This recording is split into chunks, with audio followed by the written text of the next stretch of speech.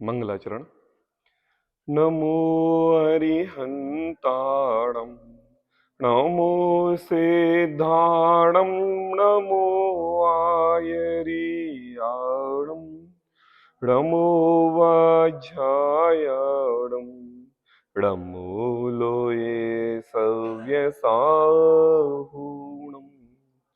मंगलम भगवान वीरो, मंगलम गौतमो गणे, मंगलम कुंद कुंदार्यो, जैन धर्मोस्तु मंगलम। आत्मज्ञानं स्वयं ज्ञानं, ज्ञानादन्यत् करोति किम्। परिभावस्य कर्तात्मा, मोहोऽयं व्यवहारिणाम्। अज्ञानतिमिरान्धानां, ज्ञानं जन्यशलाकया चक्षुरुन्मीलितं येन, तस्मै श्री गुरवे नमः। जैन सिद्धांत प्रवेशिका, जिस पर अपनी चर्चा चल रही है। डेली नए नए प्रश्न, नए नए शब्द हमारे लिए जानने में आ रहे हैं। थोड़ा सा ऐसा हमारे लिए महसूस हो रहा है कि अब हमारे लिए ये ग्रंथ पढ़ना कुछ सरल लग रहे हैं, है ना?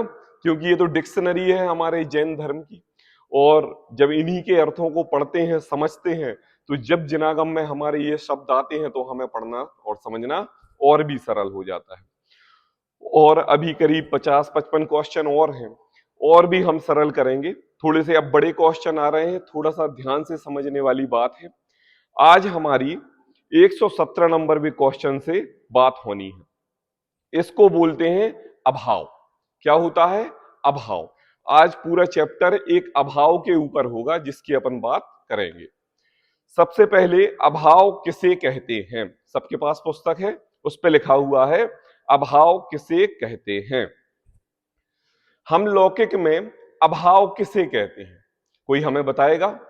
जैसे आ और एक होता है भाव, मतलब आपके पास कोई वस्तु नहीं है तो उस वस्तु का आपके पास का अभाव, इसको हम अभाव कहते हैं कि नहीं? इसका इसमें अभाव, इस द्रव्य का उस द्रव्य में अभाव, टेबल कुर्सी का मेरे घर में अभाव, मतलब जो हमारे पास नहीं है उसका अभाव है। यही बात समझ में आती है? थोड़ा सा 50% अगर अपन लें तो वो जो अभाव है, जो संसारिक लोक में हम अभाव को कहते हैं, थोड़ा सा तो वो यही है। लेकिन यहां पर हमारे जिनागम में इस अभाव को एक विशेष तरीके से लिया गया है। लौकिक की सामग्री जो अभाव होती है, यह अभाव अभाव नहीं कहलाती। वास्तव में क्या है कि अभी उस वस्तु की उपादानगत योग्यता आपके पास आने की नहीं है। दूसरी बात, अभी आपका लेने का विचार नहीं है। तीसरी बात, अभी आपके पास पैसे नहीं है। चौथी बात, अभी ऐसे संस्करण नहीं बन रहे हैं कि हम उस वस्तु को लें, इसलिए आप कह देते हो कि उस वस्तु का मेरे घर में अभाव है। लेकिन आपके पास पुरुषार्थ, सामर्थ्य, शक्ति है, और जब होगी तब आप उस वस्तु को ले लोगे, तो वह अभाव नहीं कहलाता है। वह अभाव नहीं कहलाता है। अभाव वह वस्तु होती है कि जिसका 100% अभाव हो, और 3 काल 3 लोक में वो वस्तु आपको कभी प्राप्त होने वाली ही नहीं हो। मतलब अगर आप इसमें मनुष्य गति के जीव हैं और इस गति में वह वस्तु का अभाव है, तो 3 काल 3 लोक में आपको वो वस्तु प्राप्त होने वाली नहीं। जैसे आपने पंचकल्याणक वगैरह देखे हो तो स्वर्ग के देव पालकी उठाने के लिए लड़ते हैं कि नहीं? और मनुष्य जीत जाते हैं। क्यों जीत जाते हैं? क्योंकि वीतरागता का अंश केवल मनुष्य गति में है, देव की पर्याय में नहीं है, इसलिए हार जाते हैं। वहां पर वो देव लाखों रुपए, करोड़ों, कईयों अरबों हीरे मोती, सर्व प्रकार के जवाहरात खर्च करने के लिए तैयार हैं। वस्त्र ले लो, दासी ले लो, महल ले लो, रथ ले लो, विमान ले लो, ये ले लो, वो ले लो। हे प्रभु, लेकिन मेरे लिए एक समय के लिए मनुष्य पर्याय दे दो, क्योंकि मुझे भगवान की क्या उठानी है? पालकी उठानी है। तो ये होता है वास्तव में अभाव। हमें जो गलती, हमारी जो गलती हमें जो खलनी चाहिए, वह ये खलनी चाहिए कि हमारे अंतरंग में क्या अभाव है कि नहीं। संसार की लौकिक चीजों के हम अभाव को अभाव नहीं कहते। कभी कोई चीज आप विचारते हो तो कभी ना कभी आ जाती है, तो वो अभाव नहीं कहलाता है।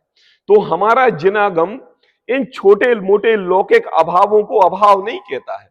हमारा जिनागम तो उन अभावों को अभाव कहता है कि जिसका आपके स्वाद्रव्य में परद्रव्य का कोई अंश भी नहीं है। क्या? परिपूर्णता। आप स्वयं अपने में परिपूर्ण द्रव्य हो, इसमें किसी भी प्रकार की कमी नहीं कि इसको किसी का आसरा लेना पड़े, किसी का सहायता लेनी पड़े, किसी की मदद करना पड़े, किसी को उठाना पड़े, किसी को गिराना पड़े। इसमें ऐसा कोई भी द्रव्य नहीं है। एक द्रव्य स्वतंत्र अपने में परिपूर्ण द्रव्य है, यह है परवस्तु का अभाव और स्वयं का स्वभाव, है ना। इसको बोलते हैं अभाव। तो आ का मतलब है नहीं और भाव का मतलब है होना। नहीं होना, और ये नहीं होना ऐसा नहीं कि अभी मेरे जेब में पैसे नहीं है, ये अभाव नहीं। ये है कि किसी भी काल में ये मेरे पास नहीं आ सकता। तो देखो, परिभाषा पढ़ते हैं। एक पदार्थ में दूसरे पदार्थ के ना होने को अभाव कहते हैं। यहां पर जो पदार्थ वाली बात की है ना, तो आप लोग स्टूडेंट भी हो, बच्चे बैठे हुए हैं, तो पदार्थ किसे कहते हैं? आपने साइंस में पढ़ा होगा, तो किसको बोलते हैं पदार्थ? वस्तु को, है ना। एक द्रव्य, ठोस द्रव्य, जल द्रव्य, बाष्प द्रव्य, इन सबको पदार्थ बोला जाता है। हमारे इस जिनागम में द्रव्य को पदार्थ बोला जाता है। क्या बोला जाता है? द्रव्य को पदार्थ बोला जाता है। और उसके अंदर अगर ठोस द्रव्य है, ये द्रव्य है, तो इसके अंदर बैठे पुद्गल परमाणु को भी एक स्वतंत्र द्रव्य बोला जाता है। आई बात समझ में? एक पदार्थ में दूसरे पदार्थ का ना होना अभाव कहते हैं। देखो क्या बात कह दी, ये बात कह दी। अब थोड़ी सी अपनी माइंड को चेंज करना। अब आप अपने लौकिक उदाहरणों से दूर जाना। अब आपको ऐसी वस्तु सोचनी है जिसका एक द्रव्य में दूसरे द्रव्य का कोई भी सद्भाव नहीं है, सबका अभाव है। एक द्रव्य का दूसरे द्रव्य में अभाव है, यह बात सिद्धांत की बात है।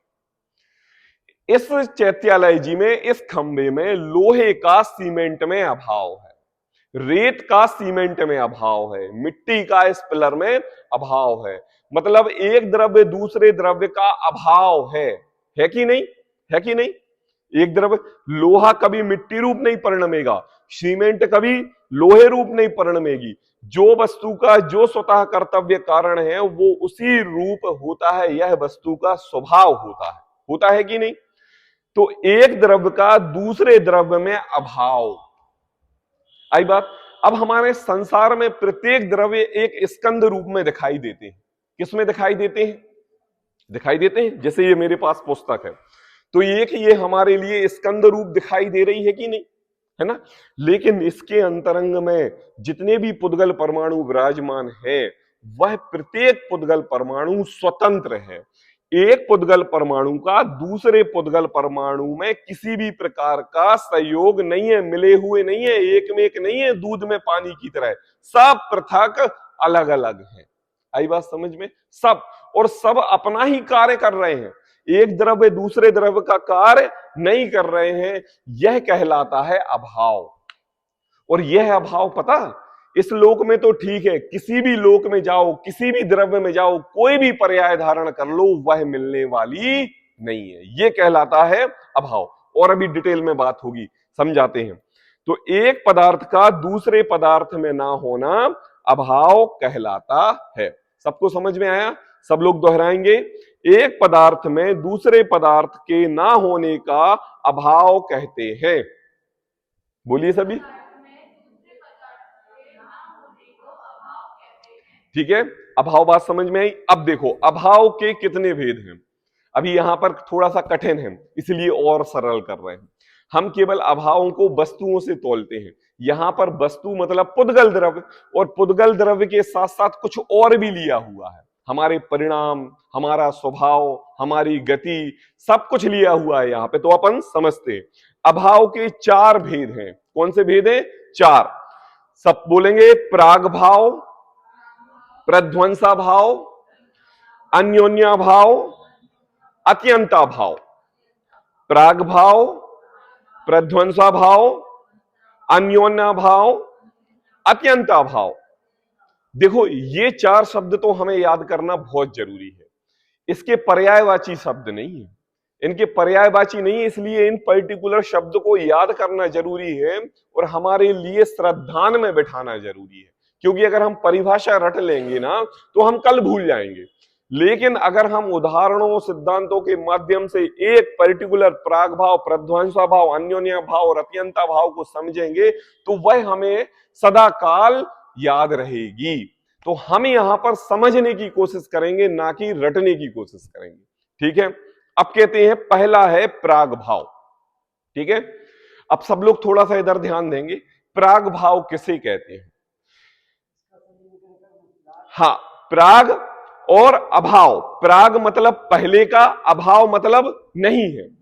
आपकी जो वर्तमान दशा है, अभी जो हम जिस उम्र में यहां पर बैठे हुए हैं, उस उम्र में जो हमारा उम्र बीत चुकी है, बताओ वो उम्र अभी हमारे साथ में है क्या? हमारा बाल्यपन हमारे साथ में है क्या? नहीं है। हमारा पास्ट सब गुजर गया ना। अभी हम प्रेजेंट में बैठे हुए हैं। क्या बैठे हुए हैं? प्रेजेंट में। अब मुझे बताओ कि हमारा बाल्यकाल हमारे पास कब आ जाएगा? कब आ जाएगा? कभी नहीं आएगा।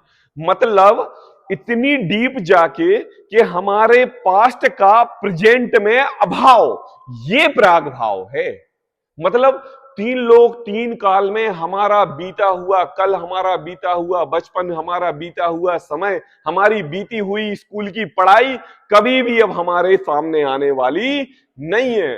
अरे धीरू भाई अंबानी भी आ जाएं, कुछ भी हो जाए, रुपए पैसे भी हो जाए, इतनी जायदाद हो जाए कि हम अपना बीता हुआ कल खरीद लें, तो संसार में किसी भी द्रव्य में खरीदने की ताकत नहीं कि आपके प्राग भाव को वो खरीद ले। किसको खरीद ले? प्राग भाव, मतलब हमारे बीते हुए समय को। कभी कभी हम पर गलती हो जाती है कि नहीं? और गलती हो जाती है तो हम वो क्षण याद करते हैं, और क्षण याद करके हम ये सोचते हैं काश वो समय पहले आ जाता, काश वो 12th की पढ़ाई पहले आ जाती, काश वो हमारी ग्रेजुएशन का समय पहले आ जाता, तो आज मेरे पास सब कुछ था। उस समय था, पढ़ाई थी, पैसे था, घर था, जमीन थी।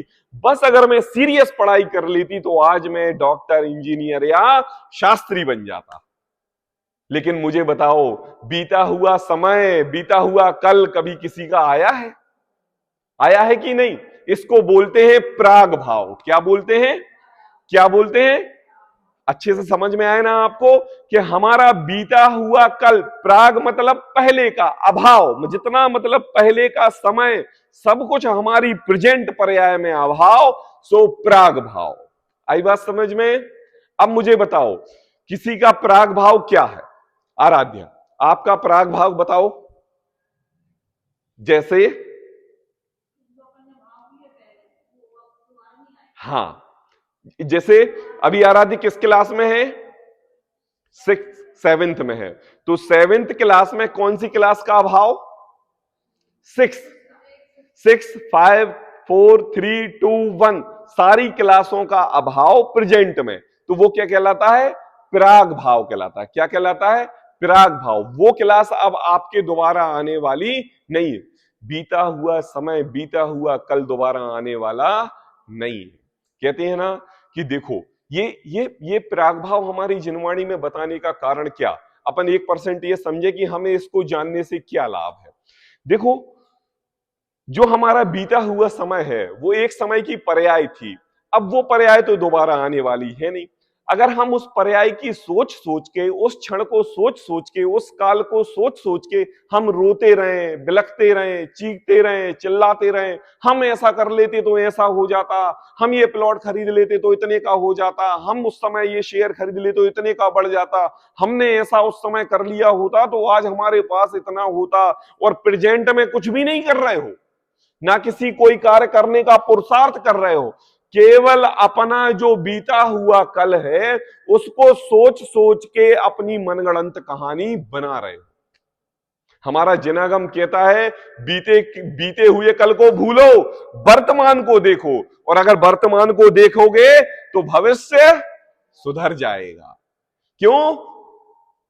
सोचो, अगर महावीर भगवान का जीव मारीची की पर्याय में, मारीची की पर्याय में है ना, मारीची की पर्याय में था और उसने ये सोच लेता सिंह की पर्याय में कि यार मैं तो मारीची का जीव था, मैंने 363 मत चलाए, अरे मैं तो बहुत पापी हूं, मैं बहुत अभागा हूं, मेरे से ये हो गया वो हो गया, पूरा संसार लुट गया, इतने मत खड़े हो गए मेरे द्वारा, अरे अब मैं सम्यक दर्शन प्राप्त नहीं कर सकता, अरे मैं तो थक गया। तो बताओ आज महावीर भगवान होते क्या? नहीं होते। उन्होंने भी अपनी पूर्व पर्याय को भगाया। मैं तो ये कहता हूं कि उन्होंने अपनी प्रेजेंट पर्याय में जो मारीची के समय में 363 मत चलाए थे ना, वह महावीर की पर्याय में 363 मतों का खंडन किया, क्योंकि स्वयं के चलाए हुए और स्वयं ने महावीर की पर्याय में उन मतों का खंडन किया, वीतरागता की ओर लेकर आए। मतलब अगर हम पर कोई भी गलती हो गई, हम पर कोई भी दुख का कारण हो गया, किसी को बोलने, बांचने, पढ़ने, लिखाने, समझाने में किसी भी प्रकार का हमसे परद्रव्य के हृदय में कोई ठेस पहुंची हो, तो हे प्रभु, वर्तमान अगर हम सुधार लेंगे तो हमारा भविष्य सुधर जाएगा। प्राग भाव को रोने पीटने से कोई मतलब नहीं है, क्योंकि पूर्व पर्याय का वर्तमान पर्याय में 110% अभाव है। क्या है? अभाव है, अभाव। कभी आप पढ़ते लिखते नहीं हो, है ना, खेलते कूदते ज्यादा हो तो आपको याद नहीं होता, लेकिन जब आप कॉन्संट्रेट होकर पढ़ते हो, ध्यान से पढ़ते हो, तो आपको याद हो जाता है। क्यों? क्योंकि पूर्व पर्याय का प्रेजेंट पर्याय में अभाव हो गया। आई बात समझ में? इसलिए उस समय याद नहीं हुआ था, लेकिन प्रेजेंट तो आपके पास है, तो प्रेजेंट सुधारो तो फ्यूचर सुधरेगा। अभी बात आने वाली है। तो प्राग भाव सभी के लिए समझ में आया? आई बात? ठीक है ना? प्राग भाव समझ में आया? क्या किसे कहते हैं प्राग भाव? बीते हुए कल का वर्तमान आज में अभाव। इसको हमारे जिनागम की भाषा में ये बोलते हैं बीते हुए पूर्व पर्याय का प्रेजेंट पर्याय में अभाव, कोई अंश नहीं। ये तो हमने बहुत लंबी बात कर दी। आप जब चैत्यालय जी आए थे ना, उस समय का भी जो पर्याय थी, इस प्रेजेंट पर्याय में उसका भी अभाव है। सब एक एक समय, एक एक क्षण आपके भाव। इसलिए कभी हमें दुखी नहीं होना चाहिए, क्योंकि हम एट ए टाइम न्यू है। क्या है बाबूजी? At a time new. हम पुराने बने हुए नहीं है, हम पुराने बने बासे तिवासे नहीं है, हम एट ए टाइम न्यू है।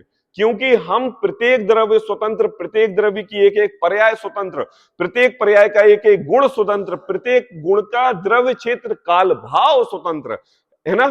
तो हम बासे नहीं है। जब जागो तभी सवेरा, कहते हैं ना, जब जागो तभी सवेरा। इसलिए हम हमेशा न्यू हैं। इसलिए हमेशा हमारे लिए एक्टिव रहना चाहिए, तत्पर रहना चाहिए अपने कार्य के प्रति। इसको कहते हैं प्राग भाव। परिभाषा पढ़ते हैं। एक द्रव्य में, एक द्रव्य की वर्तमान पर्याय का उसी द्रव्य की पूर्व पर्याय में अभाव, सो प्राग भाव है। एक ही द्रव्य की बात हो रही है, चाहे वो जीव द्रव्य ले लो, चाहे वो अजीव द्रव्य ले लो। अजीव में पुद्गल ले लो सारे, है ना। इस पुस्तक का, इसकी पूर्व जो रुई कपास आदि की पर्याय थी, उसका इसमें अभाव है। आई बात समझ में? अभाव है कि नहीं? हमारी युवावस्था में हमारे बाल्यपन का अभाव है कि नहीं? ऐसे अब कहते हैं प्रध्वंसा भाव। कौन सा भाव? प्रध्वंसा भाव, प्रध्वंसा भाव। अब क्या करना है? बस इतना करना है। अभी हम पूर्व पर्याय का लोप कर रहे थे। क्या कर रहे थे? पूर्व पर्याय का लोप कर रहे थे। अब हमारे लिए आगामी पर्याय का लोप करना है। कौन सी पर्याय का? आगामी पर्याय का। देखो भैया, ख्याली पुलाव बनाओगे उससे कुछ होने जाने वाला है नहीं। आप लोगों ने सुनी हो या ना सुनी हो, जब हम पढ़ते थे तो हमारी क्लास में एक शेख चिल्ली की कहानी थी। क्या थी? आपके समय भी थी? आपके आपके समय में थी? आप लोगों ने पढ़ी? नहीं पढ़ी है ना? हमारे हिंदी सब्जेक्ट में एक शेख चिल्ली की कहानी थी। वो शेख चिल्ली क्या करता था? कुछ नहीं करता था, केवल क्या, ख्याली पुलाव पकाता था। ख्याली पुलाव पकाता था, मैं ये करूंगा, मेरे पास 1 रुपए है, फिर मैं फैक्ट्री खोलूंगा, फिर मैं 10 रुपए हो जाएंगे, फिर मैं 10 रुपए से ऐसा कर दूंगा, फिर उसके 20 हो जाएंगे, फिर 20 के 40 हो जाएंगे। सो रहा है बिस्तर पर, कर नहीं रहा है कुछ, लेकिन मैं ऐसा करूंगा और ऐसा करूंगा, ऐसा करूंगा, ऐसा ऐसा ऐसा ऐसा करके मैं ऐसा कर दूंगा बस। और नींद खुली और एकदम जाग गया। ये है शेख चिल्ली की कहानी। होता है कि नहीं? अब देखो, प्रध्वंसा भाव, एक द्रव्य की वर्तमान पर्याय का उसी द्रव्य की आगामी पर्याय में अभाव सो प्रध्वंसा भाव कहलाता है। क्या कहते हैं? अगर आप अपना वर्तमान सुधारोगे, है ना, आज अगर आपकी नई पीढ़ी है, आप युवा हो, आप 10th में 11th 12th क्लास में हो, आप अगर अपनी सीरियस तरीके से पढ़ाई करोगे तो आपका भविष्य आपके हाथ में है, किसी दूसरे के हाथ में नहीं है कि नहीं? तो प्रेजेंट में जो कार्य बन रहा है उसको यथावत उसी पूर्वक अपने निश्चय ईमानदारी से करना चाहिए। क्यों? क्योंकि हमारा भविष्य के क्रियाकलापों पर हमारा कोई भी हस्तक्षेप नहीं है। हम भविष्य में क्या करेंगे, हम क्या बनेंगे, हम कैसे बन जाएंगे, हम तो चाहते थे कुछ बनना, लेकिन हम ये बन गए। कहते हैं ना, हम तो चाहते थे ये बनना, हम ये बन गए। अरे प्रेजेंट पर्याय में हमारी आगामी पर्याय का अभाव है। जैसे यहां पर पूर्व पर्याय का अभाव है, ऐसे ही आगामी पर्याय का अभाव है। बताओ, कितने विद्यार्थी डॉक्टर की पढ़ाई करने जाते हैं? 100 में से 1-2 ही डॉक्टर बन पाते हैं, और कोई फिर डॉक्टर नहीं बन पाता। तो बताओ, अगर सबने 100 ही विद्यार्थियों ने डॉक्टर बनने के भाव सोचे हो तो 100 ही को ही डॉक्टर बनना चाहिए, लेकिन ऐसा नहीं होता है। 1-2 ही बनते हैं, 1-2 इंजीनियर बनते हैं। हमारे साथ स्मारक में शास्त्री करने के लिए एक बैच में 55 विद्यार्थी एडमिशन लेते थे, लेकिन शास्त्री केवल लास्ट अंतिम वर्ष में 35 ही निकलते थे। क्यों निकलते थे? 5 साल के बीच में कुछ ऐसे कारण हो जाते थे कि उनको अपने घर पे जाना पड़ता था। तो ये बताओ, अगर वो ये सोचे कि अरे मेरा भविष्य खराब हो गया, मेरा ऐसा हो गया, मैं भविष्य में ऐसा बनना था, मैं ऐसा नहीं बना, तो भैया ख्याली पुलाव पका के भविष्य को आज प्रेजेंट में दुख दर्द करके होने जाने वाला कुछ नहीं है। क्योंकि वर्तमान पर्याय में आने वाली आगामी पर्याय का अभाव है। मैंने कहा था ना, प्रत्येक द्रव्य, प्रत्येक गुण, प्रत्येक द्रव्य की एक एक पर्याय स्वतंत्र है। संसार का प्रत्येक व्यक्ति चैत्यालय जी से घर जाना चाहता है, लेकिन बीच में एक गाड़ी वाला आया और आपको गाड़ी की चोट लग गई और आप गिर गए। जा तो रहे थे होम और पहुंच गए होम। क्या हुआ? सोच के विचारने, ऐसे तो आप सीढ़ी भी नहीं चढ़ पाओगे, आप ग्रंथ भी नहीं पढ़ पाओगे, आप डर डर के चलोगे। क्यों? ये बताओ, आप में से अजर अमर कौन है? कौन कौन नहीं मरेगा? मुझे बताओ। आराध्य, मरोगे? कोई है अजर अमर? मतलब ये बताओ कि मैंने आपको पहले दिन बताया था कि किसी को अपना मरने का दिन नहीं मालूम, मरने का समय नहीं मालूम, मरने का कारण नहीं मालूम, कुछ भी नहीं पता। तो बताओ, 24 घंटे हम डर डर के रहते हैं कि नहीं? गाड़ी पर बैठते हैं डर के, चलते हैं डर के, देखते हैं आजू बाजू डर के, बिल्कुल हर प्रकार से एक एक कार्य सावधानी पूर्वक करते हैं। हमारा जिनागम ये कहता है कि देखो भैया, वर्तमान सुधारो, आगामी पर्याय में क्या होने वाला है उसका अभी इस पर्याय में अभाव है ना? जो प्रेजेंट है, जो समय है उसको जियो, जो समय है उसको जियो, उस पर्याय को देखो और उस पर्याय को सुधारोगे, संयम में लगाओगे, आत्म ध्यान में लगाओगे, तो आने वाले समय में भगवान बने बिना रहोगे नहीं। मैंने अभी मारीची का उदाहरण दिया। अगर हमारा स्नेह की पर्याय में वह जीव अगर भूल देता कि अरे मैं तो बहुत पापी था, मैं रागी द्वेषी था, मैंने मतों के खंडन करके मते चलाए और इतने अधर्म पैदा हो गया और संसार में ये हो गया, तो बेचारा तो महावीर भगवान नहीं बन पाता। नहीं बन पाता। और ऐसे ही अगर वह सह की पर्याय में आगामी महावीर भगवान की कल्पना करके अरे मैं तीर्थंकर बनूंगा, अरे मैं ऐसा होऊंगा, मेरा समोसरण लगेगा, मैं अरहंत पद पर विराजमान होऊंगा, तो मुझे बताओ आज महावीर भगवान होते क्या? नहीं होते। क्योंकि इस द्रव्य की प्रेजेंट पर्याय में पूर्व का भी अभाव है और फ्यूचर का भी अभाव है। यह प्रेजेंट स्वतंत्र एक एक निष्पक्ष एक द्रव्य है स्वभाव रूप से। आई बात समझ में? तो कभी भी हमारे लिए अब क्या है, अगर हम ये सोचें, क्या सोचें कि अरे यार हम भगवान कैसे बनेंगे, तो भैया प्रेजेंट में हम अपना भाव सुधारेंगे, बीतराग भाव रखेंगे, राग देश रूप परिणाम नहीं करेंगे, तो बताओ तुम्हें कोई भगवान बनने से रोक सकता है क्या? नहीं रोक सकता ना। क्यों क्यों नहीं रोक सकता तुमसे भगवान बनने के लिए? क्योंकि आपने अपना वर्तमान सुधारा है। क्या सुधारा है? वर्तमान सुधारा है। एक द्रव्य की वर्तमान पर्याय का उसी द्रव्य की आगामी पर्याय में अभाव सो प्रध्वंसा भाव कहलाता है। कौन सा भाव कहलाता है? और प्राग भाव किसे कहते हैं? पूर्व। और प्रध्वंसा आगामी। भविष्य प्रध्वंसा भाव और पूर्व प्राग भाव। याद रहेगा ना? प्राग भाव प्रध्वंसा भाव। पूर्व पर्याय का वर्तमान पर्याय में अभाव प्राग भाव, वर्तमान पर्याय में आगामी पर्याय का अभाव प्रध्वंसा भाव। याद रहेगा कि नहीं? याद रहेगा कि नहीं? सभी को दृष्टांत से तो रहेगा, दृष्टांत से तो रहेगा। मुझे ये बताओ घी में कौन सी पर्याय का अभाव है? घी, आपने देखा घी रोटी में लगा के खाते हैं ना, उस घी में कौन सी पर्याय का अभाव है? दूध का अभाव है। तो ये कौन सा अभाव हो गया? प्राग भाव हो गया। अब मुझे बताओ दही में, मक्खन में कौन सी पर्याय का अभाव है? घी का। तो ये कौन सा अभाव हो गया? प्रध्वंसा भाव। आई बात समझ में? क्या समझ में आया है ना? दूध में सबसे पहले मैंने बोला था घी में उसकी दूध रूपी पर्याय का अभाव है, मतलब पूर्व की पर्याय, पूर्व की हो गया तो प्राग भाव हो गया। और जो मक्खन हो उससे घी निकलता है, तो उस प्रेजेंट मक्खन में घी का अभाव है, इसलिए वो प्रध्वंसा भाव है। आई बात समझ में? अब मुझे बताओ कि वह दूध दही रूप मक्खन रूप परिणमा की नहीं, और वह मक्खन घी रूप परिणमा की नहीं। जब दोनों में प्राग भाव और प्रध्वंसा भाव है, तो वह अपने नित्य नियमित कार्य को नहीं भूला, तो हम संसारी छोटे मोटे दुख रूप कार्यों में व्यता के, समय व्यतीत करके, दुखी रूप होके, सुखी रूप फूल के अगर हम अपना समय व्यथा खो दें, तो हम अपने ही कर्तव्य से चूकेंगे ना।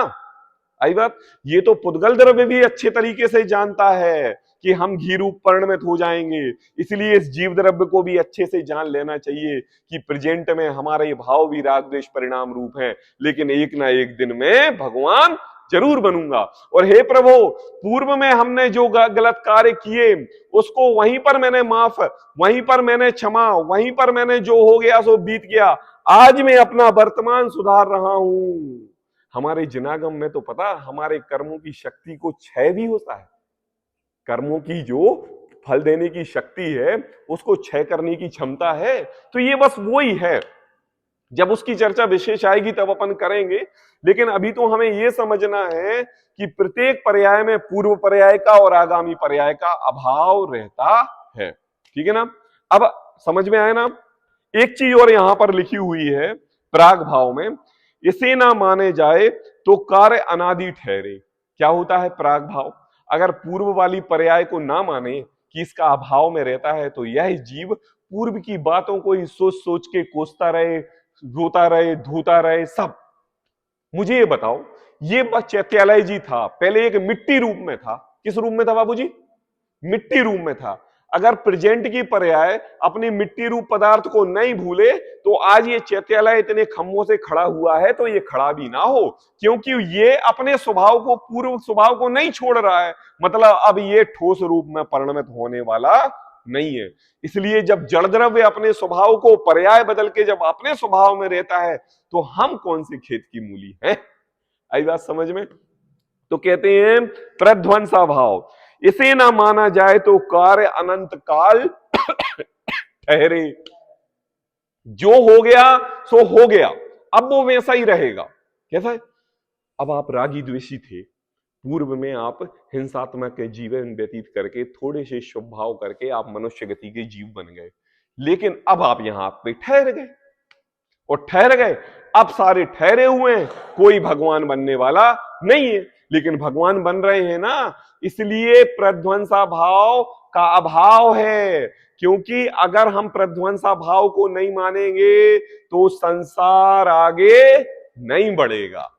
आई बात समझ में? कोई भी भगवान नहीं बनेगा, कोई पर्याय नहीं बदल सकेगा, प्रत्येक क्षण प्रत्येक समय वहीं स्थिर हो जाएगा, आगे आगामी आने वाला नहीं है। इसलिए ये अभाव कहलाता है। अच्छा, ये 2024 चल रहा है, तो इसमें कौन से सन का अभाव है? तो ये कौन सा अभाव हो गया? प्राग भाव। और अभी इसमें प्रध्वंसा भाव कौन सा है? 2025, उसका अभाव। अब अच्छे से समझ में आया आप लोगों को? ठीक। हाँ हाँ हाँ हाँ हाँ। नहीं नहीं, देखो अर्थ वही है, का भी कर दो कोई दिक्कत नहीं है, और मैं लिखा हुआ है वहां पे, हाँ, उससे भी कोई दिक्कत नहीं है। सारांश यही है, अर्थ यही है। क्या होता है हमारे जनागम में जो ये परिभाषाएं दी होती है ना, हाँ क्या, हाँ क्या होता है, ये जो परिभाषाएं होती हैं, ये परिभाषाएं किसी ने मन से या अंदाजे से नहीं लिखी है। जब आप अपने इन ग्रंथों को उठा के देखेंगे, सठखंडागाम ग्रंथ, धवला महाधवला, कर्मकांड, जीवकांड, उनको उठा के देखेंगे ना, तो जो परिभाषा यहाँ एज इट इज है ना, यही की यही वहां मिलेगी आपके लिए।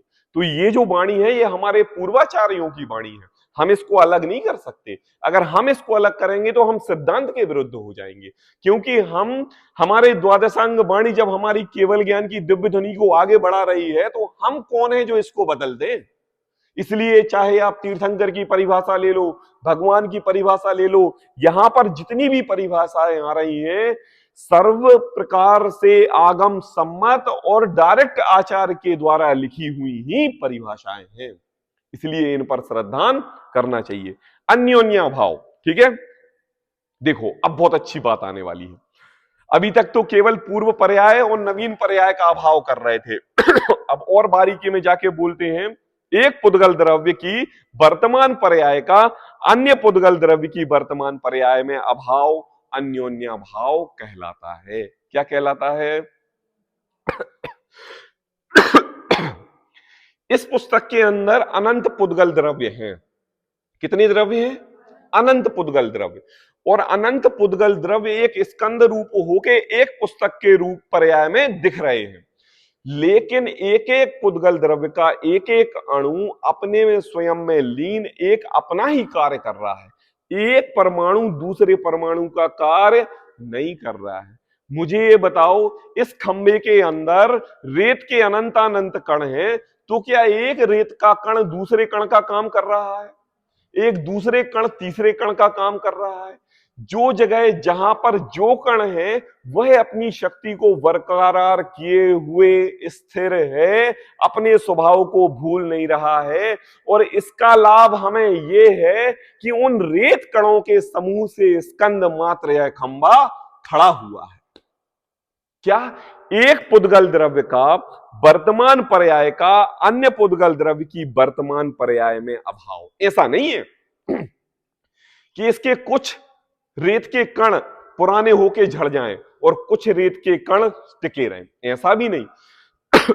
जिस काल में जो व्यथा एक सी चल रही है, उस काल में प्रत्येक द्रव्य अपना अपना कार्य कर रहा है। चलो मुझे बताओ, आप भोजन करते हो, कौन कौन करता है भोजन? सब करते हैं। हाँ देखो, भोजन की बात आई ना तो मन प्रफुल्लित हो गया, बाबूजी को डकार भी आ गई। हाँ, अपन भोजन करते हैं। मुझे ये बताओ, भोजन का जब एक कौर हमारे इस शरीर के अनंत अनंत पुद्गल परमाणुओं में अलग अलग विभाजित हो जाता है कि नहीं? मुझे ये बताओ, एक कौर ज्यादा से ज्यादा 2 रोटी, और 2 रोटी हड्डी रूप बन जाती है, खून रूप बन जाती है, मांस रूप बन जाती है, ब्लड रूप बन जाती है, चेहरे रूप बन जाती है, आंख रूप बन जाती है। कैसे परिणमन होता है कि एक एक कोर में, एक एक द्रव्य में, एक एक पर्याय में अपने पुद्गलबक परमाणु रूप ऐसी शक्ति पाई जाती है कि एक द्रव्य दूसरे द्रव्य का कर्ता नहीं रहता। सोचो कि अगर वह एक कोर हमारे मुंह से अंदर जाए और एक पुद्गल परमाणु ये बोले कि नहीं तुम नहीं खाओगे, ये हाथ बोले कि तुम, ये वाला हाथ, तुम खाना नहीं खाओगे, तो क्या होगा? ये हाथ कैसा हो जाएगा और ये हाथ कैसा हो जाएगा? ऐसा हो जाएगा, मोटा हो जाएगा। एक आंख बोले कि मैं पूरा खाना खाऊंगा और एक आंख बोले नहीं मैं तुम्हें नहीं दूंगा, तो क्या होगा? बताओ, आप देखने में सुंदर लगोगे क्या? नहीं लगोगे। देखो, प्रत्येक पुद्गल द्रव्य अपना अपना स्वाधीन द्रव्य है, एक एक पुद्गल का परमाणु अपना अपना स्वाधीन द्रव्य है। वो एक दूसरे के एक साथ रहते हुए भी अनादि काल से एक रूप मिले हुए नहीं रहते। आई बात समझ में?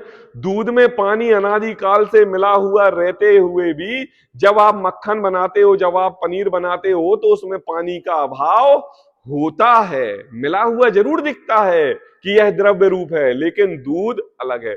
ऐसे ही यह अनादि से यह जीव इस पुद्गल परमाणु के पिंड के बीच में रहते हुए भी पृथक रहता है, उसमें मिला हुआ नहीं रहता। अरे इस आंख का पुद्गल परमाणु इस आंख रूप नहीं होता, इस नाक का पुद्गल परमाणु इस रूप नहीं होता, इस कान का पुद्गल परमाणु इस कान रूप नहीं होता। कभी कभी कभी आपको एक कान से सुनाई देना बंद हो जाता है और एक कान सुनाई देता है, क्या है? क्योंकि एक द्रव्य दूसरे द्रव्य का कर्ता नहीं है। लकवा लग जाता है तो क्या होता है? आधा शरीर पीला पड़ जाता है और आधा, तो क्या एक द्रव्य दूसरे द्रव्य का कर्ता नहीं है। अब मुझे बताओ, कौन चाहता है कि हमें भोजन करने के बाद उल्टी हो जाए? लेकिन हो जाती है।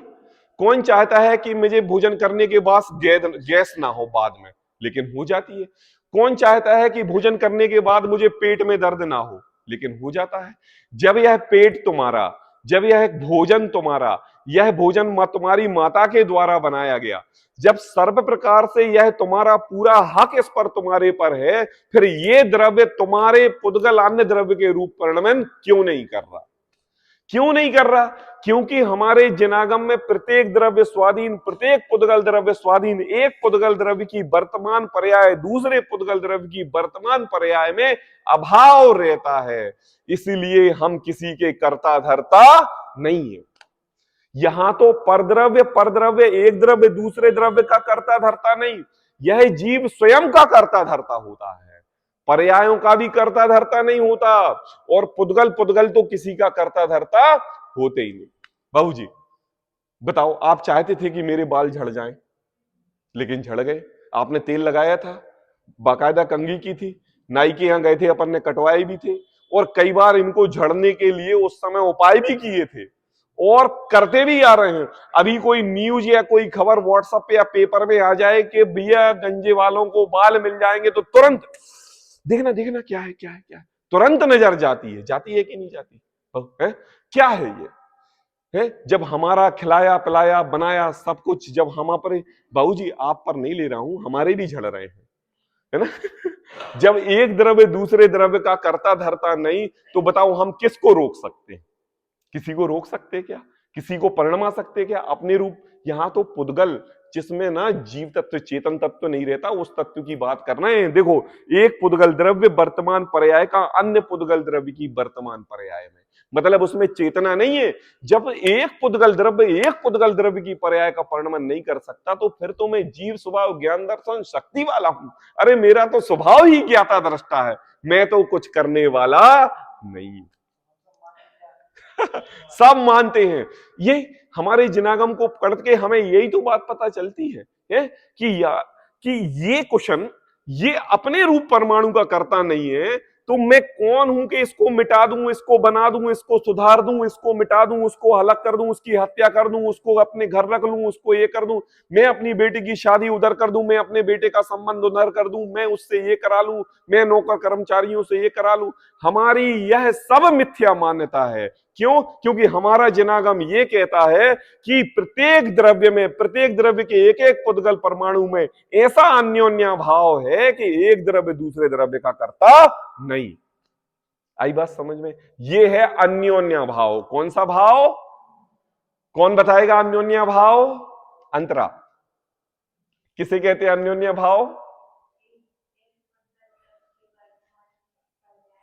हाँ, पढ़ के ही बोल दो चलो।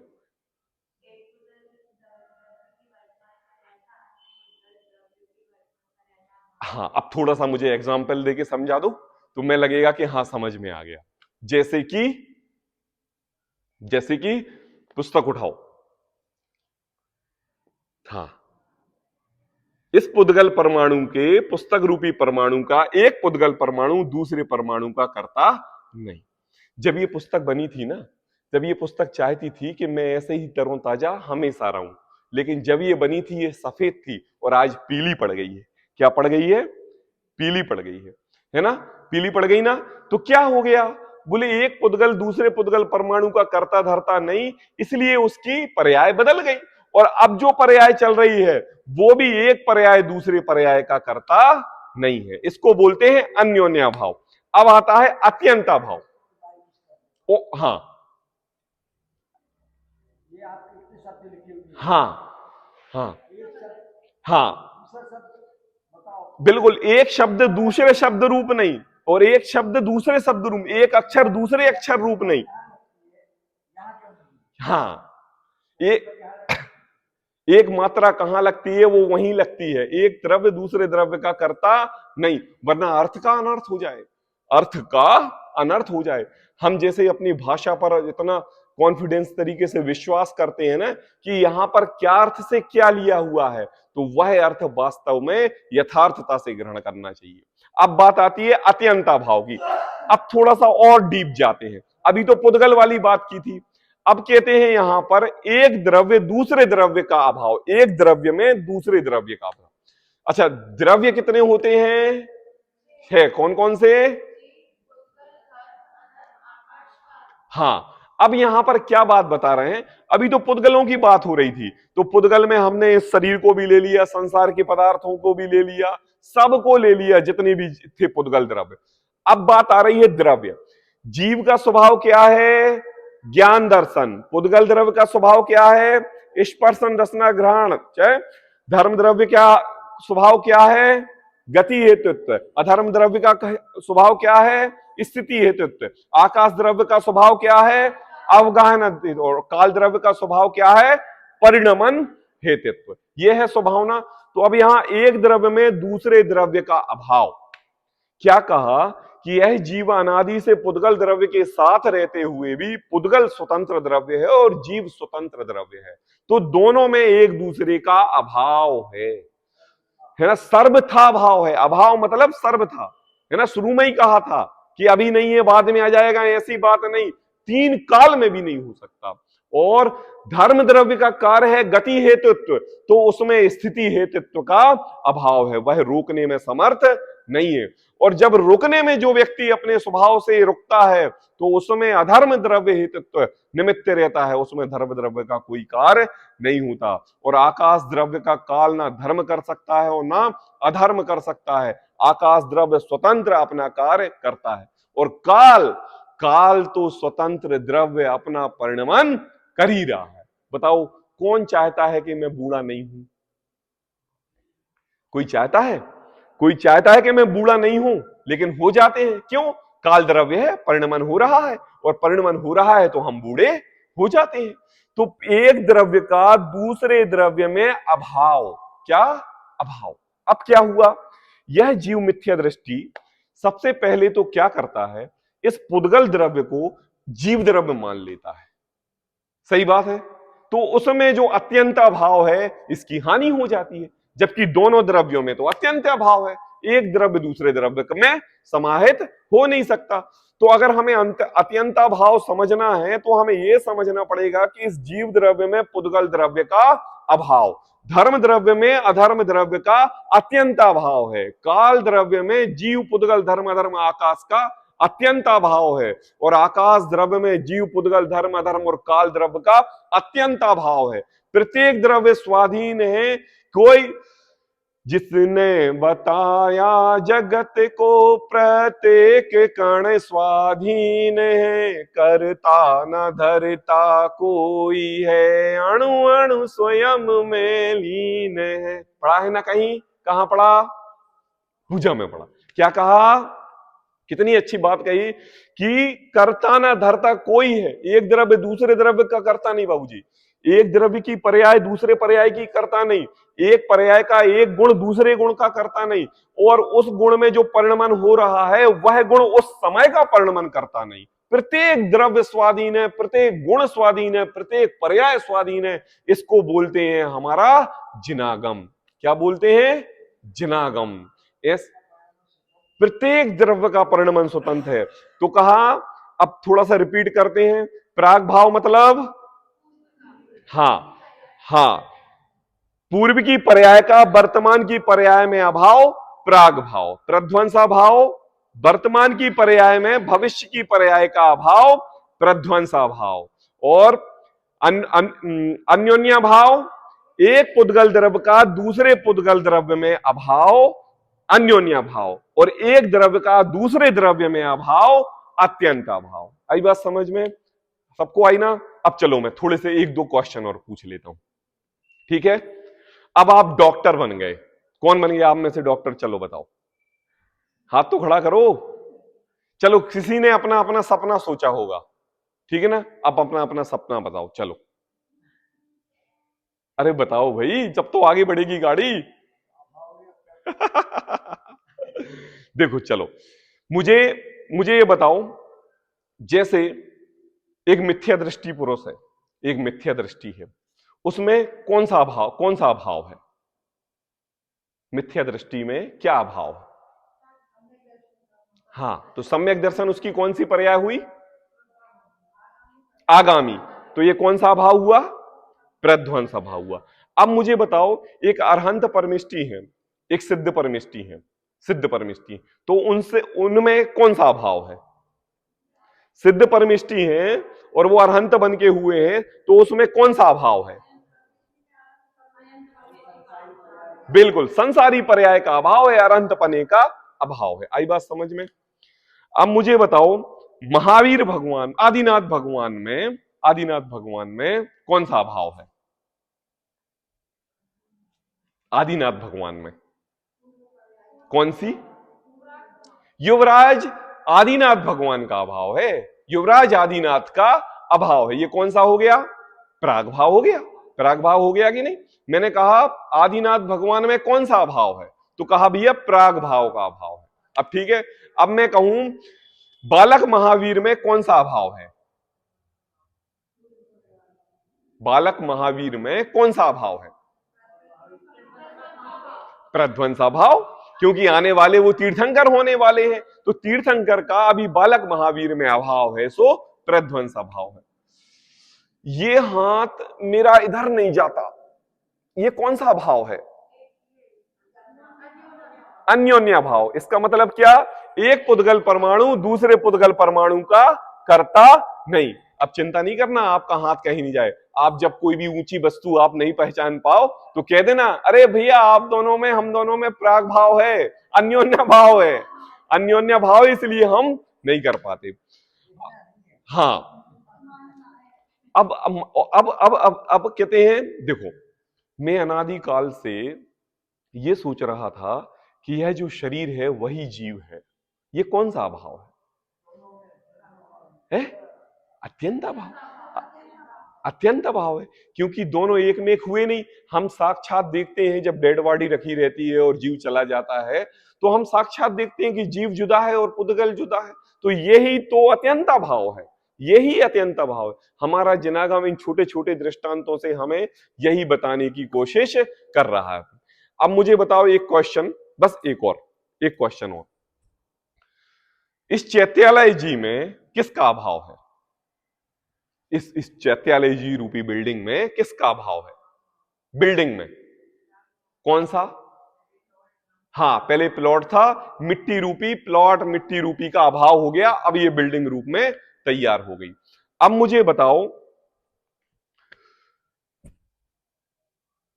आराध्य में, आराध्य डॉक्टर बन गया है, तो उसमें किस चीज का अभाव है? कौन सा? प्रध्वंस अभाव। क्या क्या अभाव हो गया? नहीं, आराध्य अभी डॉक्टर बन गया है, प्राग भाव, प्राग भाव। अब ये बताओ, आराध्य डॉक्टर बनना चाहता है, प्रध्वंसा भाव। प्रेजेंट पर्याय में आगामी पर्याय का अभाव, प्रध्वंसा भाव। लेकिन आराध्य पढ़ने में उतना सक्षम नहीं है, उसका मन नहीं लगता, उसका दिमाग है ना वो पढ़ाई करने में नहीं लगता। ये कौन सा भाव है? अन्योन्य भाव, क्योंकि एक पुद्गल परमाणु दूसरे पुद्गल परमाणु का करता नहीं। अब आराध्य रोज सजता है, धजता है, तेल लगाता है, कंघी करता है और ये मानता है कि यही जीव है। ये कौन सा भाव है? अच्छा, ठीक है, समझ में आया ना?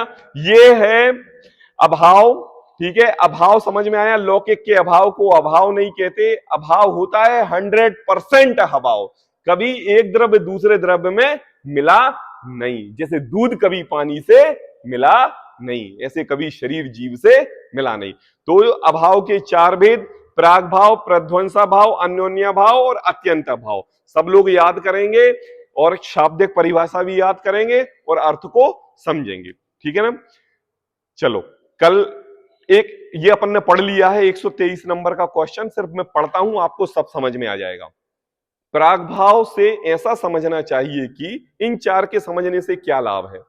प्राग भाव से ऐसा समझना चाहिए कि अनादिकाल से यह जीव अज्ञान मिथ्यात्वादी दोष किए हों तो धर्म कभी नहीं किया हो, तो वह भी यह जीव नए पुरुषार्थ से धर्म कर सकता है, क्योंकि वर्तमान पर्याय की अवस्था का पूर्व में अभाव है। मैंने कहा था ना, आपको दुखी सुखी होने की जरूरत नहीं है। हमने पहले भले ही पाप किए हो, लेकिन हम प्रेजेंट सुधार लेंगे तो हम भगवान बनने के रास्ते पर चल सकते हैं। और ये अभाव 100% है। अगर कोई तुमसे आके बोले कि अरे तुम तो रात्रि भोजन करते थे, तुम तो झूठ बोलते थे, तुम तो 5 पाप करते थे, उसको बोल देना हमारे अंदर प्राग भाव है और उस भाव में पूर्व पर्याय का अभाव है। ये नई तरोताजा पर्याय है, हम बासे नहीं ताजे हैं। ठीक है ना? प्रध्वंसा भाव के समझने से, प्रध्वंसा से ऐसा समझना चाहिए कि किसी जीव ने वर्तमान अवस्था में धर्म ना किया हो, है ना, वह जीव उस अधर्म दशा का तुरंत व्यय करके नए पुरुषार्थ से धर्म प्राप्त कर सकता है। हाँ, वो बुद्धू ही नहीं बना रहेगा, वो अज्ञानी मिथ्या दृष्टि नहीं बना रहेगा। आई बात समझ में? देखो तो आदिनाथ भगवान ने मारीची के जीव को 24 बार तीर्थंकर कह दिया, तो भली उसकी पर्याय बदल गई, इतने भाव लग गए, इतने कोड़ा कोड़ी सागर लग गए, लेकिन भगवान महावीर बना कि नहीं? बना कि नहीं? यही तो क्या है? प्रध्वंसा भाव है, यही तो प्रध्वंसा भाव। सब निश्चित है, सब सुनिश्चित है, कभी हमें हारना नहीं चाहिए, कभी हमें हतोत्साहित नहीं होना चाहिए, कभी हमें आदररोध परिणाम नहीं करना चाहिए, कभी हमें अपनी किस्मत को नहीं खोसना चाहिए। नहीं, क्योंकि प्रत्येक द्रव्य स्वाधीन है, कोई करता धरता नहीं है। अन्योन्या भाव से ऐसा समझना चाहिए कि एक पुद्गल द्रव्य की पर्याय दूसरे पुद्गल द्रव्य पर्यायों का कुछ भी नहीं कर सकती, अर्थात एक दूसरे को ना मदद कर सकते हैं, ना सहायता कर सकते हैं, ना असर या प्रेरणा आदि भी कुछ भी नहीं कर सकते। मैं तुम्हें श्राप देता हूं कि तुम मूर्ख बने रहोगे, एक द्रव्य दूसरे द्रव्य का करता नहीं। मैं तुम्हें ये दवाई देता हूं, तुम तुरंत ठीक हो जाओगे, एक द्रव्य दूसरे द्रव्य का करता नहीं। मेरा सिर दर्द कर रहा है, मैं रात में दवाई खाऊंगा तो सुबह ठीक हो जाओगे, नहीं ठीक होने वाले, क्योंकि दवाई अलग द्रव्य है और तुम्हारा सिर अलग द्रव्य है, एक द्रव्य दूसरे द्रव्य का करता नहीं। इसलिए कभी अघोरी बाबा, किसी की बातों में आना जाना, किसी टीचर, किसी भी अभद्र पुरुष, किसी भी कुज्ञानी पुरुष की बातों में हमारे लिए आने की जरूरत नहीं है, क्योंकि एक द्रव्य दूसरे द्रव्य का करता नहीं है। कोई हमें जीवन नहीं दे सकता और कोई हमें मार नहीं सकता। अत्यंता भाव से ऐसा समझना चाहिए कि प्रत्येक द्रव्य में दूसरे द्रव्य का अभाव होने से कोई द्रव्य अन्य द्रव्य की पर्यायों को कुछ भी नहीं करता, अर्थात सहायता नहीं करता, असर नहीं करता, मदद नहीं करता, प्रेरणा इत्यादि कुछ भी नहीं कर सकता।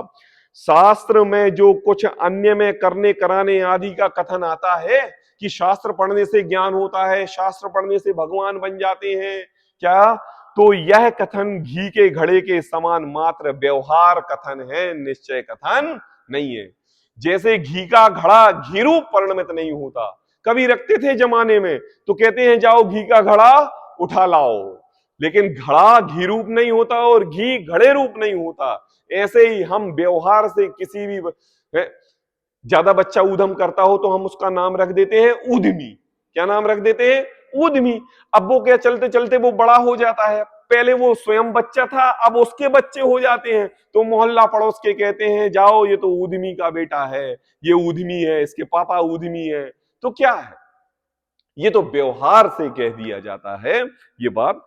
चार अभावों के संबंध में ऐसी समझ करने से स्वासन्मुक्ता का पुरुषार्थ होता है। मैं अभागा नहीं, मैं रागी नहीं, मैं द्वेषी नहीं, मैं कलंकी नहीं, मैं काला नहीं, मैं गोरा नहीं, मैं नीचा नहीं, मैं छोटा नहीं, मैं अज्ञानी नहीं, मैं मूर्ख नहीं, मैं तो स्वयं भगवान हूं, अभी नहीं लेकिन आने वाली पर्याय में भगवान बन सकता हूं। ऐसी हमारे लिए सहज बुद्धि आती है। कल हम 7 तथ्यों की चर्चा करेंगे। सहजानंदी